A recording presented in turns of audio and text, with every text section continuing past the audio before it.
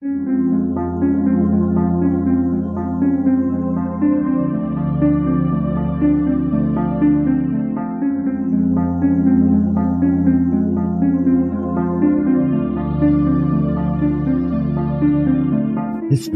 tells the story of the world and of our lives. Sometimes that history goes bump in the night.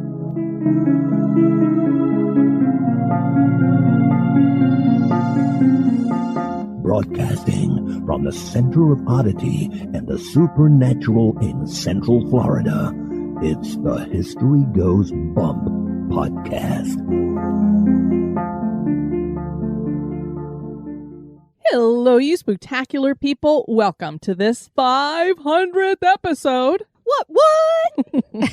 Of the History Goes Bump podcast. Ghost tours for the theater of the mind. I am your host, Diane. And this is Kelly. Yeah, Kelly, this is big number 500. So awesome. Yeah, at least officially the 500th episode. Of course, we have almost 600 episodes up in the free feed. We've covered a lot of places, a lot of things, thousands and thousands, and we're going to continue to do it. On this episode, we're going to focus on Mystic Mountains. I'm excited to bring this one to everybody. Yep, I'm looking forward to it as well. Before we get into that, we want to welcome into the Spooktacular crew, Julie, T, Alcario, Shannon, Janie with an IE, Mike, Wendy, Susan, Michelle with 2 L's, and Holly.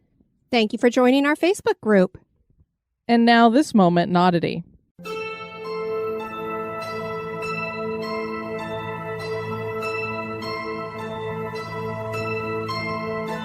The moment in Oddity was suggested by Chelsea Flowers. When shopping for furniture, many people choose a variety of fabrics for items like couches or lounge chairs. Leather is a popular choice as it's easy to clean and tends to be long-lasting. In 2014, there was a furniture designer that took a very unusual spin to creating a new style of furniture. Her name is Gigi Barker, and her creations set her apart from any other designer of her time. Her exploration into a unique project was titled A Body of Skin, where she explored how consumers would react to furniture created with the smell and feel of human skin. Barker is a British designer and founder of design studio 9191. And during this pursuit, she made furniture that smelled like and felt like human skin using pheromone-impregnated silicone to create a collection of chairs and footstools. Why would you want something to smell like human skin? No clue. The pieces were modeled after the Rubenesque folds of a man's stomach. Her belief was that the pieces made out of the unusual material would help the furniture's owners create a unique bond with a physical connection to the pieces and to examine their own relation to their skin and the skin of other people. The furniture pieces were also said to match a human's body temperature, which is perfect for soothing a crying baby. Although it's unclear if these pieces are still available to be purchased these days, the original price for a chair and footstool was over $4,000 back at the launch in 2014. Furniture styles and consumers' tastes can run the gamut, but pricey furniture that feels and smells like human skin certainly is odd.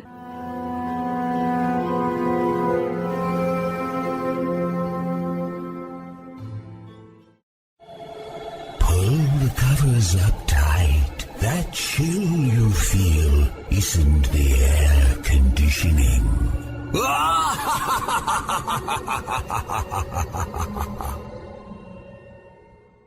And now, this month in history.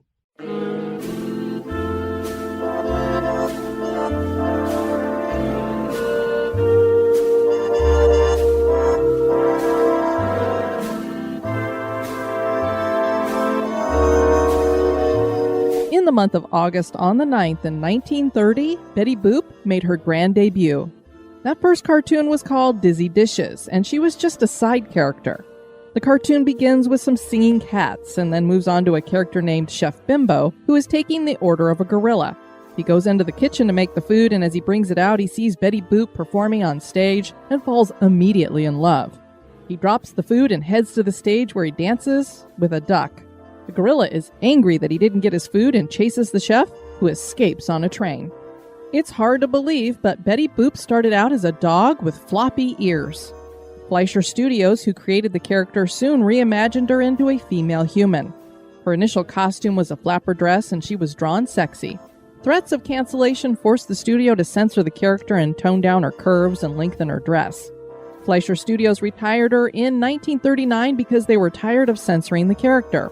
She had a resurgence in 1955 when Paramount sold some of its pre-1950 shorts that starred Betty. Today, she is still going strong and even has her own social media accounts.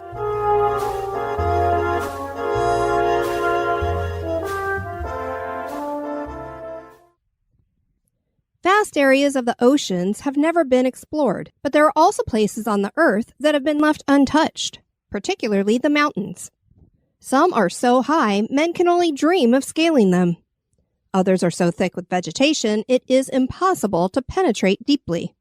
Fathomless mysteries are hidden within them. Several of these mountains have legends connected to them, making them mystical. The irony of many of these mystical peaks is that although they rise high above the horizon, their roots go deep, many ushering an entrance to the underworld. Join us as we share some of the world's mystic mountains. Obviously, this is not going to be exhaustive because there's a lot of mountains in the world and a lot of indigenous people hold these mountains to be sacred. But we're going to hit the highlights.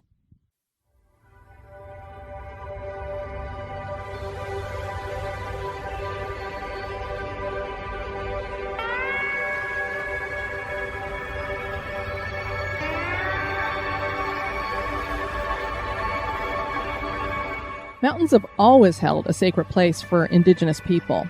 Part of the reason why is that they seem to connect the heavens to the earth.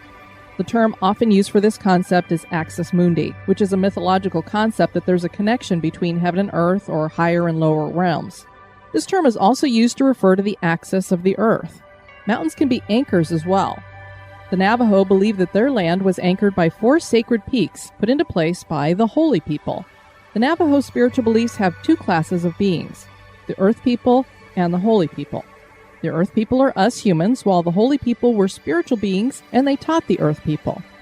The 4 sacred mountains they installed were Mount Hesperus to the north, San Francisco Peak to the west, Mount Taylor to the south, and Mount Blanca to the east. Indigenous cultures look to the mountains as a source of water, fertility, and healing.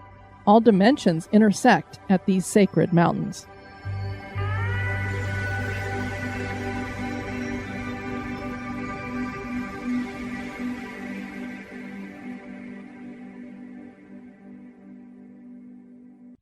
First up, we have Haleakala. And Kelly, we might as well just go ahead and mention it now, put a timestamp on this. This is a peak that is in Maui, which has just been completely devastated with fires. I know you've been there many times and loved it. I went once and I actually stayed in Lahaina, which is apparently doesn't exist anymore. It's been completely destroyed. Right. It's completely devastating. The big banyan tree that's about a whole city block, it's still standing. It's burned, but hopefully the roots are running deep enough that it'll come back. But yeah. The town is just decimated. It's just it's amazing to see all that. Our thoughts and prayers go out to all the people out there affected by that. Haleakala National Park is in Maui, Hawaii, and covers over 30,000 acres and is named for the volcano there. Haleakala means House of the Sun in Hawaiian, and here is the legend that it is connected with. Maui is a demigod, and in this myth, his mother is a woman named Hina. Hina was working on a special cloth made from a tree bark called kapa one day. This is a bark that needs to dry thoroughly in the sun. La was the sun god, and he started making the days too short for the bark to dry. Hina complained to Maui, and he went to do something about it. He laid in wait during the dark of night on top of Haleakala. When La appeared, Maui lassoed him with a strong rope woven from coconut fiber. He tied La to a tree, and after a while, La begged to be released. Maui said that he would release him if he would let there be more light during the day. A deal was struck, and the islands had more light. This made Haleakala a sacred place of the gods, and now people travel to the top of the volcano to watch the sunrise. Have you ever done that? No, I never had the pleasure. I did. You had to get up really early in the morning. I think we got up at 3 o'clock in the morning, and it was very cool to watch it from up there. And I never had any idea there was a little bit of mythology behind it, so that's cool. Next up, we have Mount Fuji. This is located in Japan and is considered a central religious site. Many in Japan have worshipped Fujisan as a god and made pilgrimages to it, specifically from the Shintoist and Buddhist traditions. They start at Sangenjinja shrines at the foot of the mountain and climb to the summit where the Shinto deity Asama no Akami lives. The mountain is a gathering place for the spirits of deceased ancestors as well. And it sure makes a beautiful picture and painting with the snow cap that it gets on top of it. And if the sun is just right, sometimes it looks like it's pink. And next we have Wingena Gorge. This location is sacred to the Banaba Aboriginal people of Australia. The gorge is located in Kimberley and had once been an ancient coral reef.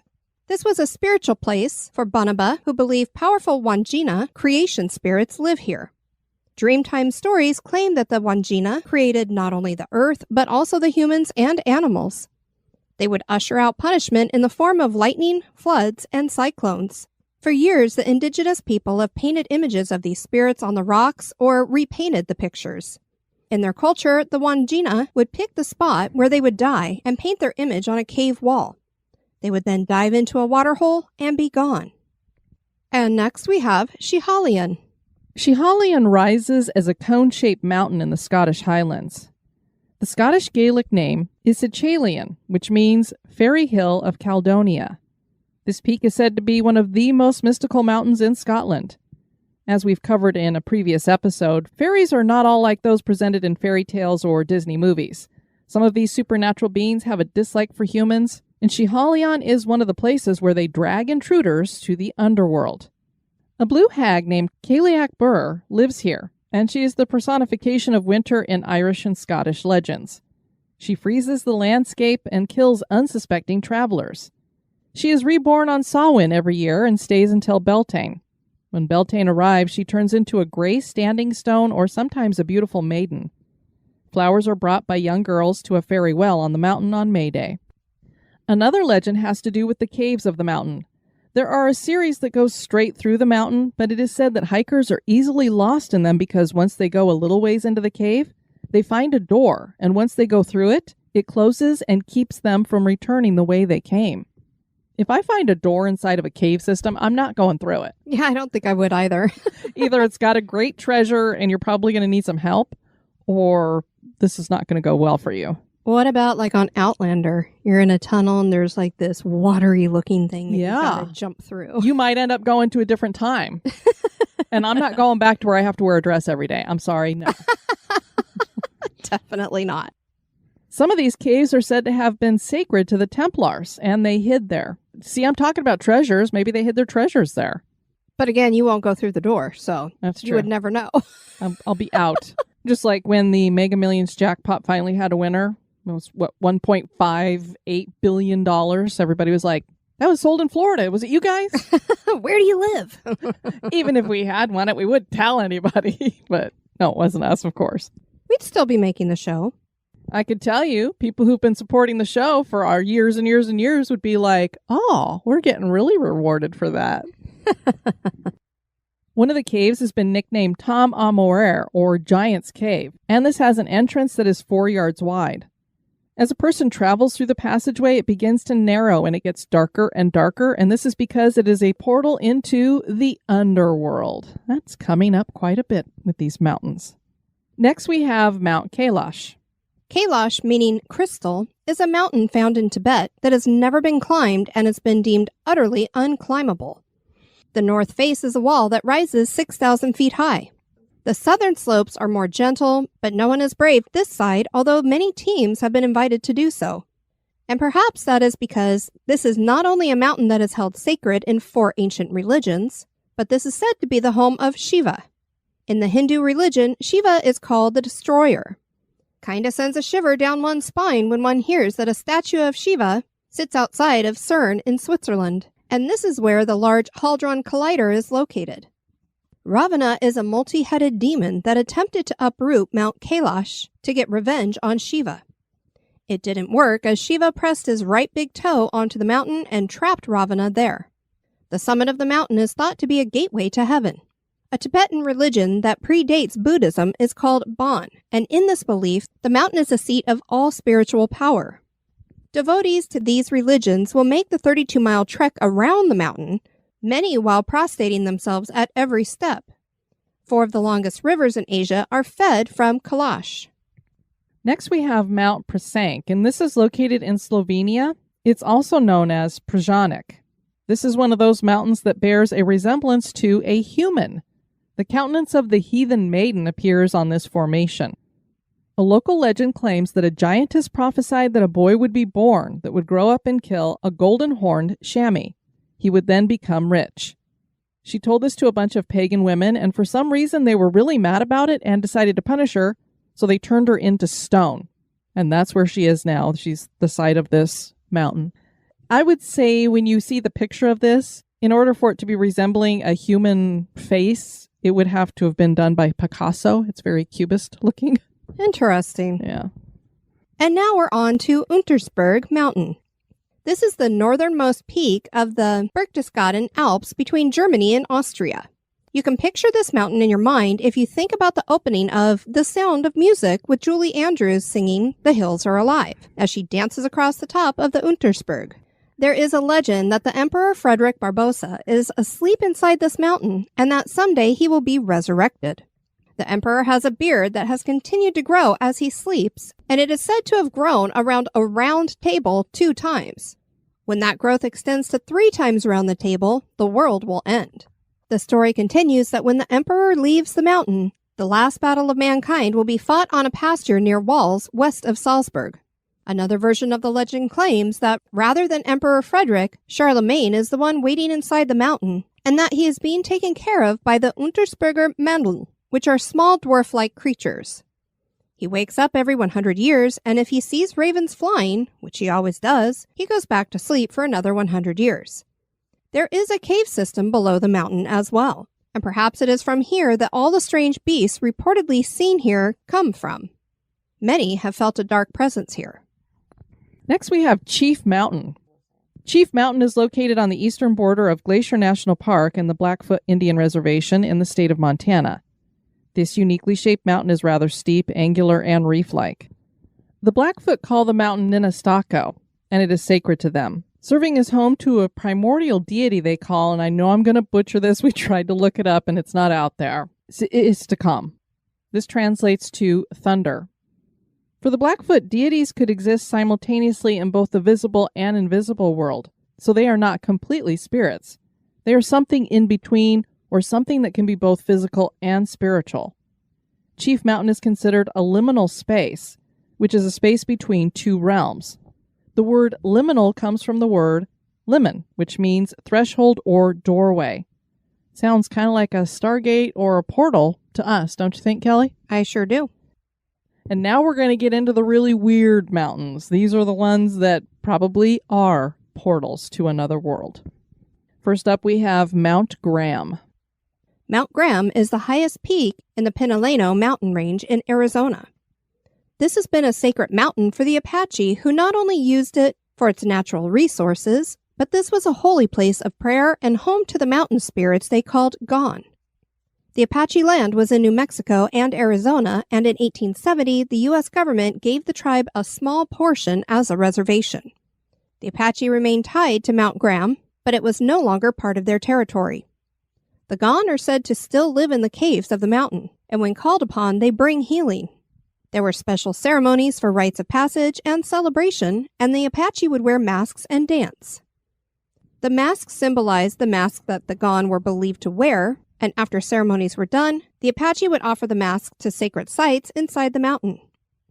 Mount Graham is associated with thunder, lightning, rain, and the springs there are an important source of power for the Apaches.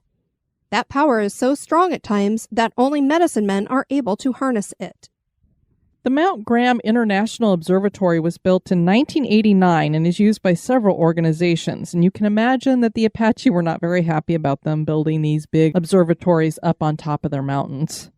These include the research arm of the Department of Astronomy of the University of Arizona and the Arizona Radio Observatory. But the one we find the most fascinating is the Vatican Observatory. Why would the Vatican even have a large telescope, and why did they pick Mount Graham for its location? Kind of far from Italy, don't you think?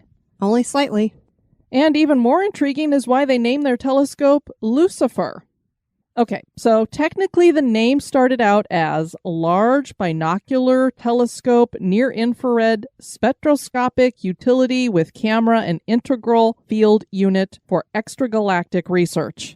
Okay. It's a hell of a long name, and they picked out certain letters, so it's not all of them, because otherwise it'd be like LBT, and it wouldn't make any sense. But if, as you step away from it and look, you could see how they got Large Utility Camera Integral Field Unit Extragalactic Research. It spells out Lucifer. So if you take those first letters there, that's what you're getting. This telescope wasn't owned by the Vatican. It just is part of the same observatory. So a lot of people came out and said, oh, the Vatican has a telescope that is named Lucifer. Why is that?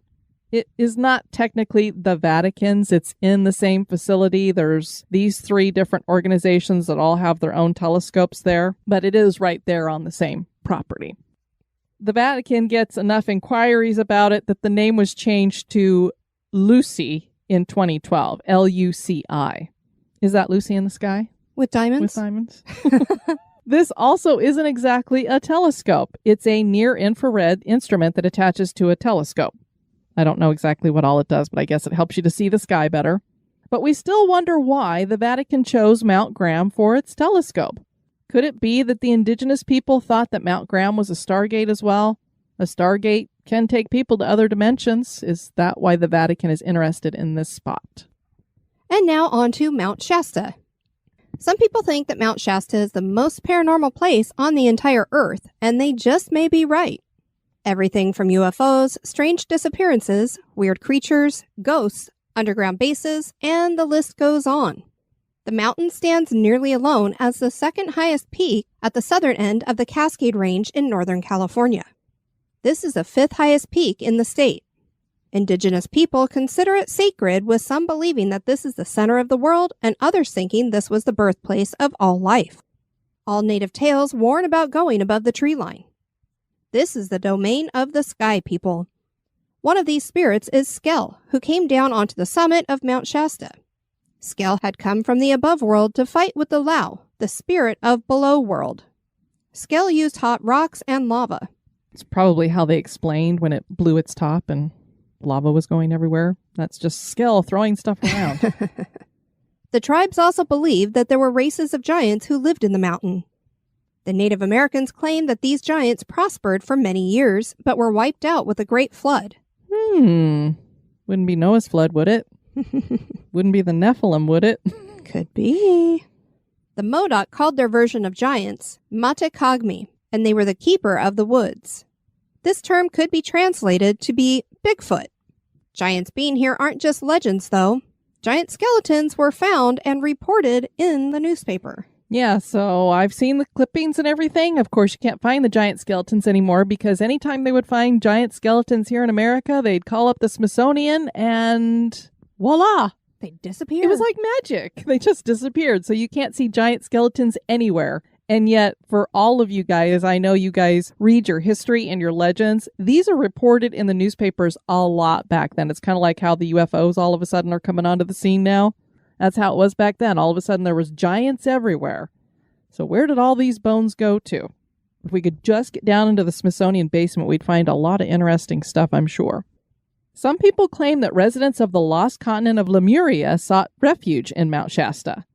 Lemuria was a mythical continent in the same vein as Atlantis. As a matter of fact, legends claim that the two were in opposition to each other.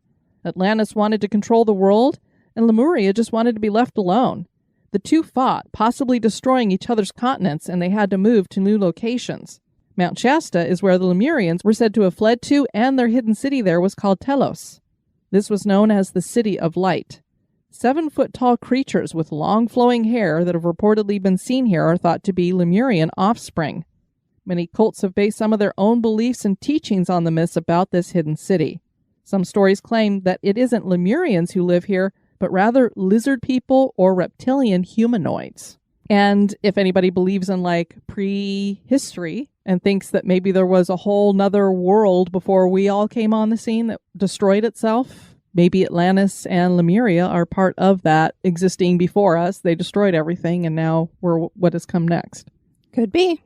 The story of a civilization being in the mountain was backed up by a British prospector named J.C. Brown, who was searching for gold there for the Lord Cowdray Mining Company of England. He claimed to have found a lost underground city in 1904. What happened is that he found the entrance to a cave after removing some rubble, and he hiked the length of the tunnel, which was 11 miles long. That's a long hike. Sure is, and I'm sure it was quite dark. And if somebody's making up a story, 11 miles is kind of a weird number to come up with. True. He found abandoned machinery that could have been used for mining, statues of gold, and weapons. There was a tomb with 27 giant skeletons ranging in height from 7 feet to over 10 feet tall. The story claims that Brown covered over the entrance and told no one what he had found. Then, 30 years later, he told a man named John C. Root about the discovery, and Root gathered together a team of 80 people to go explore Mount Shasta. On the day they were set to head out, Brown was supposed to come and lead the team, but he never showed up and was never heard from again. So you're like, did he make up the story and he knew he was going to be found out, so he took off? Or did somebody shut him up? I always lean towards people getting shut up. I know. I mean, it's just interesting that he supposedly found these giant skeletons in there, and we had skeletons found there also that was reported in a newspaper. So I don't know if he knew that they had found skeletons there, so it was just part of the story he was telling, but interesting. Mount Shasta is ranked number 13 out of the 300 hotspots in the world to have UFO activity, so it's right there at the top of the list. And the UFO activity has been picking up in more recent years. Sightings range from light formations moving together over the peak to chrome objects to a giant glowing jellyfish hovering over the mountain. What? I haven't heard that one. That last one was reported in 2008 by a number of people who lived in the area, and they all described it the exact same way, that it looked like this giant glowing jellyfish. So what I'm thinking is you have some kind of a disc shape, and it had stuff coming down from it. I don't know, some kind of tentacles, or was it light beams? It made no noise, and it looked like a fire was raging inside of it. And a passenger on a plane in 2021 captured a video of a white object that changed shape several times over the mountain. Many times it is reported that these UFOs fly into the side of the mountain and just disappear. I encourage you guys, go on YouTube, search out UFO activity on Mount Shasta, and watch some of these videos. That one in 2021 from the plane is so weird and creepy. I don't know how somebody could have made it up. You can tell that somebody is in a plane taking video that's outside of the window, and this object is changing shapes, and it's this weird white thing. I've never seen anything like it. Bizarre. New Age believers think that Mount Shasta is a power center. And in Hindu, this volcano is the root chakra, with Mount Kailash being the crown chakra. There are people who claim that the mountain contains an energy vortex, and that this allows UFOs or people to travel to another dimension. There have been a number of strange disappearances reported in the area. In 2011, a young couple was hiking with their little boy when they looked away for a moment and he had disappeared. A massive search was put together by Butte County, and it went on for 5 hours before the boy was found unharmed. Later, the boy told his grandmother that he liked her better than the other grandmother who had found him in the woods. This other grandmother had taken him into a cave in the woods. Then she asked him to defecate on a piece of paper. He was then led out to a place where he was found. Such a strange story, but one that seems typical for Mount Shasta.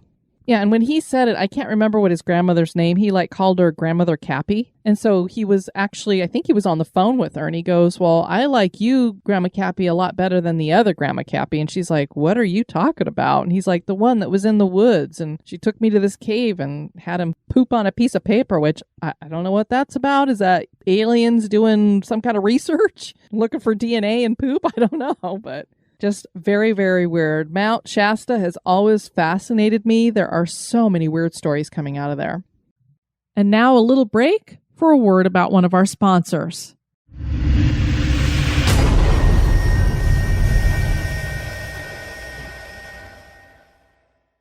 But even more than how much I love Mount Shasta and how strange it is, this one is my favorite, Mount Hermon. This is the strangest mountain in the world.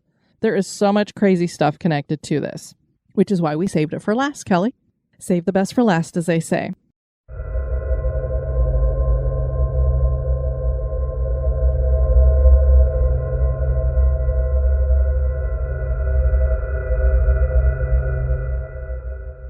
Mount Hermon straddles the border of Syria and Lebanon and rises to 9,232 feet. The top is nearly snow-peaked year-round, and the runoff of this snow flows down through the rocks at the base of Mount Hermon and at one time created the headwaters to the River Jordan. The river flows down into the Sea of Galilee and then on to the Dead Sea. The Jordan helped to keep things fertile that were near it, and while trees can be rare in Palestine, the Jordan Valley has many trees. This is an important river as it has always been the main water source for Israel. It would later take on significance as this became the place where Jesus was baptized. Mount Hermon has 3 distinct summits. There's no vegetation above the snow line of Mount Hermon, and there is almost a complete absence of soil. Isn't that weird? It's just rocks up there. That is unusual. Wolves, bears, and leopards live here. Below the snow line is very fertile with pines, oaks, poplars, and vineyards. Mount Hermon has been considered sacred for all of recorded history and is a part of several religious legends. It is mentioned in the Epic of Gilgamesh and Ugaritic texts, and has many temples built upon it by pagan religions. The god El was the supreme deity of the Canaanite religion, and it was at the top of Mount Hermon that it was said he made his domain. He had his 70 sons there with him.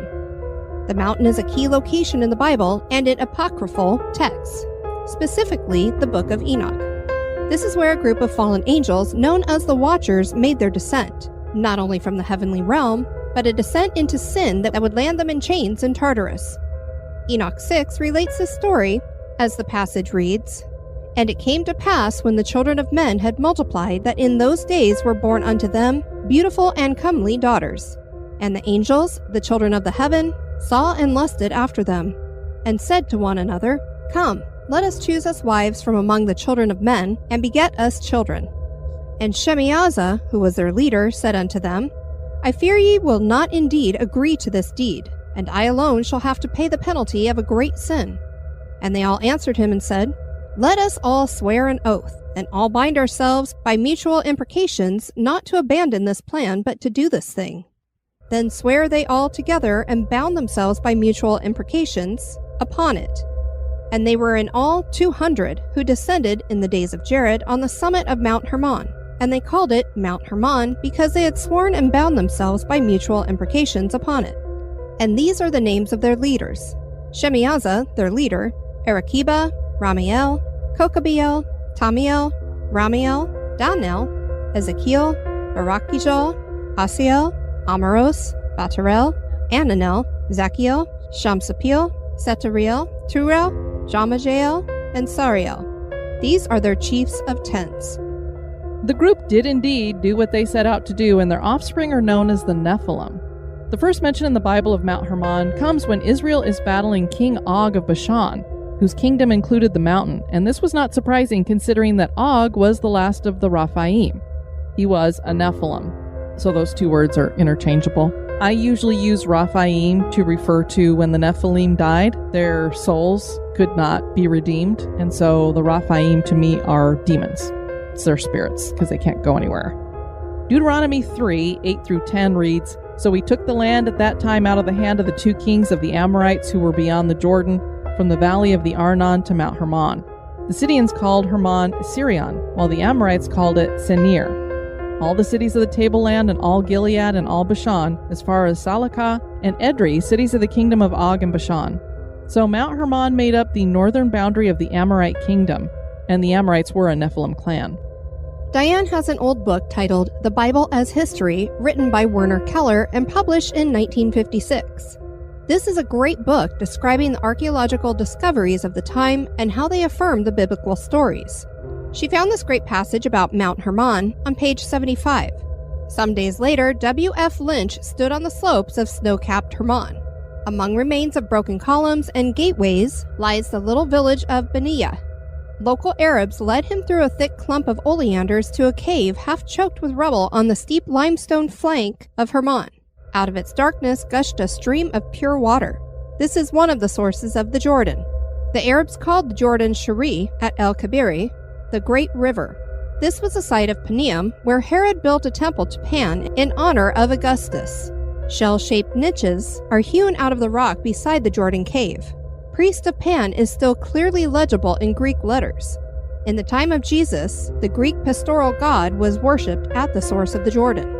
There, the goat-footed Pan raised his flute to his tune. It grabs our attention when we hear terms like ridge of limestone and limestone cave, and in the passage, steep limestone flank. We tried to find the geology of the other mountain peaks in the area, like Mount Sinai and Mount Nebo, and Hermon seems to be the only one full of limestone. And perhaps that is what made it special to the fallen ones, because it had a supernatural power supply within it. The god Pan is connected with the headwaters of the Jordan River and the area at the base of Mount Hermon, from where the headwaters used to run until geology caused them to move, is known as the Grotto of Pan. Pan is a very interesting god.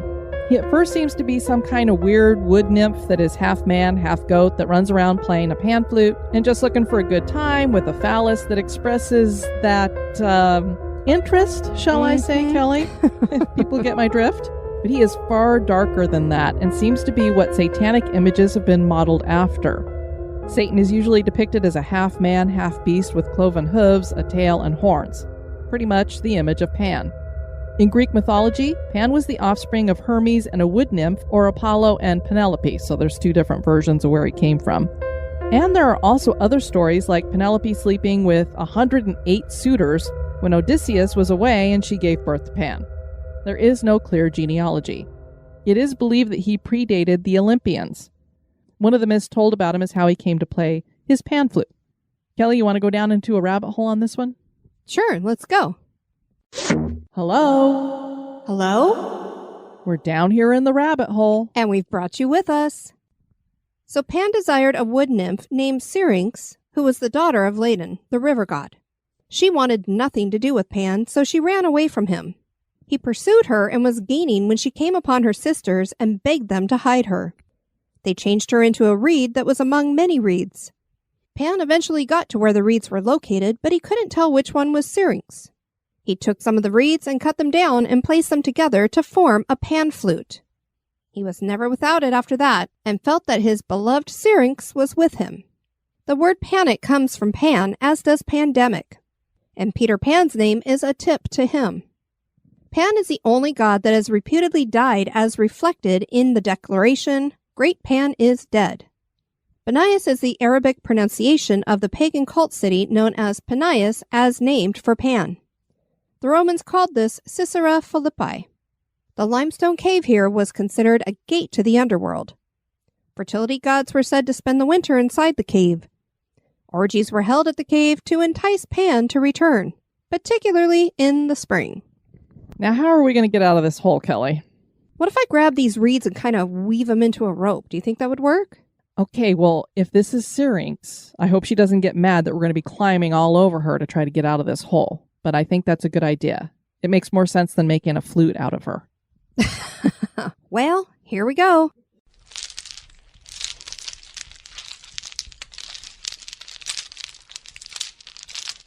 The Canaanite god El was believed to have set his temple up on Mount Hermon, and he lived there with his 70 sons, as we said earlier.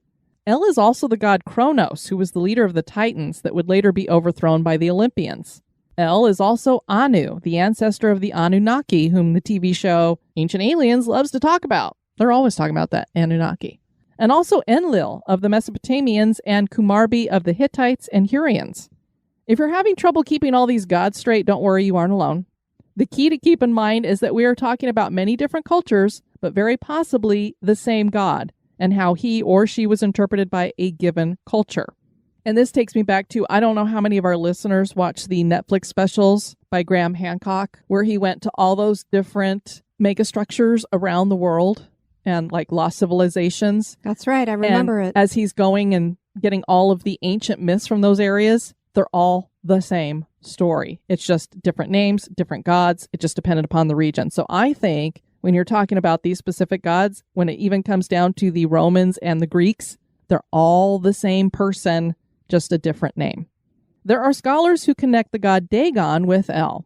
Dagon was not only a fish-like god, but referred to as the Lord of the Dead. This is interesting considering that the Canaanites considered this the entrance to the underworld. Literally speaking, Mount Hermon is believed to be the entrance to hell. The punishment for the Watchers was to be thrown into Tartarus, which was below Hades and hell, so this wouldn't have been a very long trip for them. The only temples that still stand on Mount Hermon are of Roman design. There are around 30 of them. George F. Taylor provided a pictorial guide to the temples in the 1960s, and he maintained that they were built by the hand of a single master builder. An interesting concept. Of most interest to us, though, is why these shrines would have been built on a mountain that spends much of its time covered in snow. They were worshipping something here. Qasr Antar was said to have been the highest temple of the ancient world, and it sits near the summit of Mount Hermon.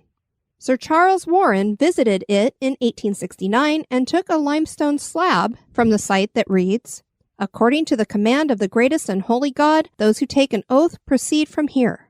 The man who translated this, George Knucklesburg, connected this inscription with the oath taken by the Watchers that bound them together in their rebellion. So the god referred to here is thought to be Baal. And as a side note, that Sir Charles Warren is kind of nicknamed the Indiana Jones of Jerusalem, to give you an idea of the stuff that he would discover there. Very cool. But what's really, really interesting about him is that he was the Commissioner of Police of the Metropolis, which was the head of the London Metropolitan Police, from 1886 to 1888 during the Jack the Ripper murders. Oh my goodness. So he was investigating that. I was like, oh, how cool. The guy who was doing the investigating on Jack the Ripper was climbing Mount Hermon and finding a slab that supposedly marks where these Watchers made their promise to each other that they're all going to be bad guys together. Clearly, many gods were worshipped here at Mount Hermon, and according to Christian tradition, this spot was important as well. Some scholars believe that this is the Mount of Transfiguration. The Transfiguration is described in Matthew 17, 1-8. And after 6 days, Jesus took with him Peter and James and John his brother, and led them up a high mountain by themselves. And he was transfigured before them, and his face shone like the sun, and his clothes became white as light. And behold, there appeared to them Moses and Elijah talking with him. And Peter said to Jesus, "Lord, it is good that we are here. If you wish, I will make 3 tents here, one for you and one for Moses and one for Elijah." He was still speaking when, behold, a bright cloud overshadowed them, and a voice from the cloud said, "This is my beloved Son, with whom I am well pleased. Listen to him." When the disciples heard this, they fell on their faces and were terrified. But Jesus came and touched them, saying, "Rise and have no fear." And when they lifted up their eyes, they saw no one but Jesus only. And I find it very interesting that supposedly the god El, his domain was on the top of the mountain, and now you have Jesus on the top of the mountain being basically what he would look like resurrected. We hear lots of myths about the entrance to hell or the underworld, but if there is one such place that we can access from here, Mount Hermon gets our vote for a couple of reasons. One is the saying, crossing over Jordan. You've all heard people say that a deceased person has crossed over the Jordan. That's the Jordan River being referenced. I had never really thought about that, but then I was like, either. This is the headwaters of the Jordan, and there's a lot of people who are like, they're crossing over Jordan. There's some hymns that talk about crossing over Jordan. Right. Other songs about that, and I'm like, interesting.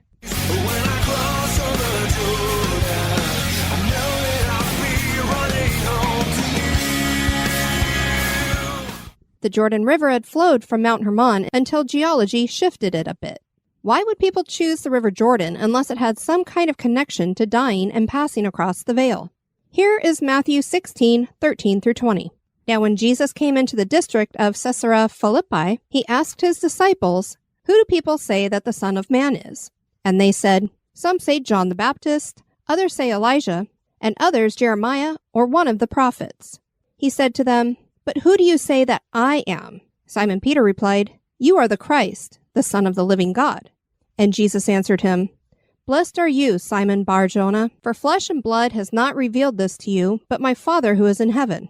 And I tell you, you are Peter, and on this rock I will build my church, and the gates of hell shall not prevail against it. I will give you the keys of the kingdom of heaven, and whatever you bind on earth shall be bound in heaven, and whatever you loose on earth shall be loosed in heaven." Kelly, I'm not a Catholic, but it is my belief that Catholics claim that Peter was the rock that Jesus was referencing here. They say the church is built on him, and so this gives him primacy over all the other disciples, and that's why the Pope is above all. When I went to the Vatican, and you go into St. Peter's Basilica, there's a statue, I think it's kind of in bronze, and it's Peter sitting in a chair, and he doesn't have any shoes on. So it's just like his feet, where he should have like toes that you can see, they're all smoothed out. So he just has smooth feet because when people walk by, they've all been touching them. Yeah. So for centuries, people have been walking by this statue and they've smoothed it all out. There is actually a huge boulder or rock at the entrance to the grotto. The Grotto of Pan is here at Caesarea Philippi. There's no other reason for Jesus to have come to this place unless he was trying to do something specific. So I'm saying what he's doing here is on purpose. He's come to this place on purpose. I think that Jesus was being very literal here, and he was saying, hey, Peter, this rock, and he's pointing at the rock that's there, I'm going to build my church here on what you've said and on this rock. And he's being specific, saying the gates of hell will not prevail against it. He doesn't say the bad guys won't prevail, the devil won't prevail. He's saying the gates of hell. So I'm thinking if he's standing outside the gates of hell, there's a rock, and people say this is the gates of hell, he's being literal. So he's saying right here, I'm proclaiming this is not going to stand against me. For a Christian, it's a really cool image, I think. Absolutely. So I always say, imagine standing outside of hell and lobbing a big old statement like that. So that's what he was. That's what he was doing, in my opinion. Other people may believe differently. There's also people who don't believe that Jesus even existed. So whatever your belief is, that's fine. But that's where I'm coming from on this one. So that's another reason why we think this could be an entrance to the underworld. Why else would Jesus go out of his way to come to this specific spot? Each of these mountains is unique, but all of them are considered sacred and mystical. Clearly, mountains have been considered to be abodes for the gods since the beginning of human history, and many are thought to be portals. Those beliefs cross all different types of cultures, religious beliefs, and parts of the world. And when that happens, it is safe to assume that there's some truth to the myths. Are these mystic mountains paranormal in nature? That is for you to decide. Well, just some great mountains for everybody to check out. If you've been to any of these, let us know. And if you've gotten any weird vibes from any of them, we'd love to hear, especially Mount Shasta. I've heard all kinds of crazy things about that place. Yep, definitely want to hear about it. We'd love to have you check out our website at historygoesbump.com. And if you want to send us some feedback, you can do that at historygoesbump@gmail.com or any of our various social media. We do have a couple of emails here to share. First up is from Joan. She says, hi, Diane and Kelly. I listen with great pleasure to your episode on Sleepy Hollow, New York, as it is one of my favorite day trips from my home in New York City. Hearing the excitement in your voice about walking through the Sleepy Hollow Cemetery, I have to tell you what happened to me there during a visit about 6 years ago. It was October, and the town was having a fall harvest festival with different events going on all over Sleepy Hollow and Tarrytown. They were distributing maps showing the location of all the significant grave sites throughout the cemetery, including, of course, Washington Irving's and his family. I've always found walking through cemeteries to be a peaceful and calming activity, and I've never gone looking for or expecting anything unusual to happen. After exploring the oldest grave sites from the 1600s near the church, where most everybody was, I walked north toward the newer part, past Washington Irving, and into an area with grave sites dating from the 1880s. I found myself on a fairly wide path, totally alone, when I suddenly walked through what I would describe as an intense shaft of lavender scent. I stood still and looked around and saw no flowers, trees, or plants. This was October, or people who could be the source of the smell. I then took maybe 3 steps ahead and the scent was completely gone. I kept walking in and out of the scent and determined that it must measure no more than 3 feet wide in any direction. It didn't seem to be moving. I was totally dazzled and kept moving in and out of the scent to confirm to myself that I was really smelling lavender, apparently materializing out of thin air. Finally, I decided that maybe I should stop walking in and out of it in case I was being disrespectful, and decided to continue my walk through the cemetery and come back later to see if it was still there. I mean, she might have been walking through a spirit over and over again. She could have been trust your nose picture. I mean, I really would have a ghost. Yeah, I really would have thought that if it was like, and it got kind of icy cold every time I went through it too. I noted whose grave I was near, and I did return to the same spot 30 minutes later, still with no other people around, and found that the lavender scent had moved about 10 feet up the path. This confirmed to me that what I was experiencing was real, whatever kind of phenomenon it was. I have subsequently returned a couple of times and gone to the same path and walked up and down the entire area and have not found the lavender. I'm wondering if it's some soul that just travels endlessly throughout the cemetery and I just chanced upon it when it was in that particular area. I'll go back this October and see what I might come across. Anyway, hearing how much you enjoyed your time in Sleepy Hollow, I thought I'd share my experience. That is very cool. That is cool. Thanks for sharing that, Joan. And then we heard from Anita. She said, hi, Diane and Kelly. Hope you are well. Greetings from Ireland. I have a strange story I'd like to share with you. It actually happened to my sister yesterday morning, August 9th at approximately 7:10 a.m. Let's be exact about this. Love it. Laura lives with her family 2 miles from our nearest town. There's an athletic track there that's safe for walking and used by the community daily. So as usual, she was up early to go for her morning walk before work. As she walked around listening to music, she thought she saw something moving up ahead, But then when she looked again, there was nothing. At this point, she assumed it was trees on the pathway outside the running track area. As she turned the corner to walk up alongside the path, she saw what looked like a young girl aged about 10 or 11, dressed in a long white dress with puffy sleeves, definitely not something that would be worn today. Laura said she felt her head and body get really hot when she saw the figure, which just stared at her for maybe 5 to 6 seconds and then disappeared. Wow.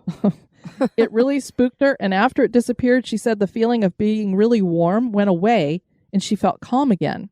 As she was telling me her story, I could tell it had really frightened her. A few months ago, while walking with my friend, we were sure we saw a man walking down the path, but the figure just disappeared. It was in the exact same place on the running track. I haven't heard of any other sightings, so is it just a coincidence? We have walked on the track for many years and never saw or felt anything strange. Is it usual to feel hot when you see a ghost?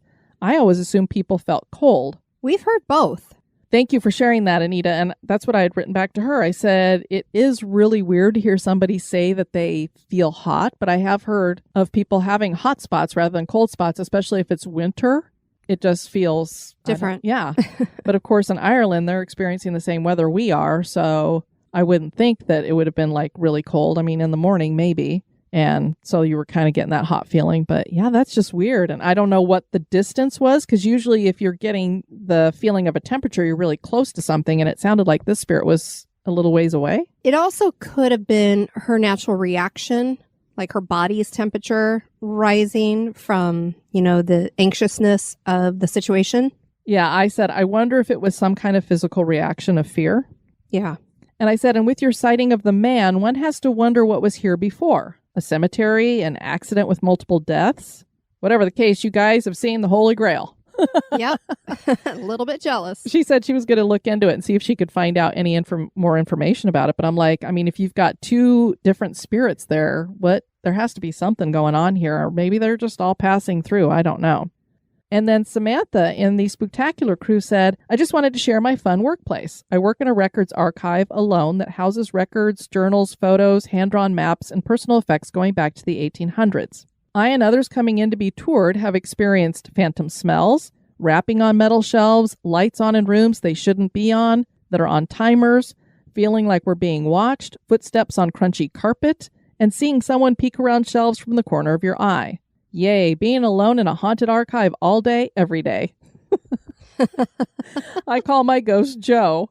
Some mornings my elevator is open and waiting for me, just sitting there for several minutes until I get in on it. Oh my goodness. They're just waiting for you to come to work, Samantha. They're like, hello. So yeah, that would make for an exciting work day. Definitely.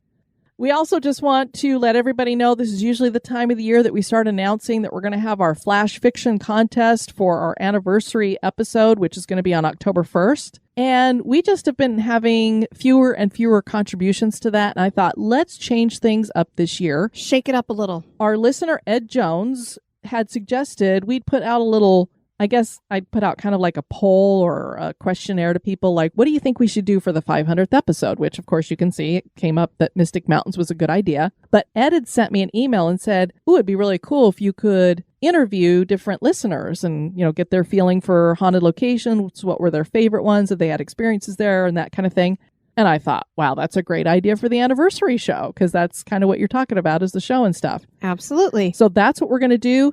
Please join us in the Spooktacular crew. We've got all the information up there. We're actually going to do 3 Zooms, different days and times to give everybody the most opportunity to try to join us. You can do all 3 if you want, or just do one of them, or if you can't do any of them, bummer. But we'd love to have you join us. We're going to interview you. If you have questions you want to ask us that you've just been dying to know, like Kelly's favorite color, I don't know. This will be your chance to do that. And then we will grab parts of those and put them up as our anniversary show. We want to thank you guys for joining us on this 500th episode. I've been your host, Diane. And this has been Kelly. You take care now. Bye-bye. This episode is brought to you by our executive producers. Join me in the cemetery by becoming an executive producer. You can join on Patreon or PayPal. Check out the Support the Show tab on the website for more information.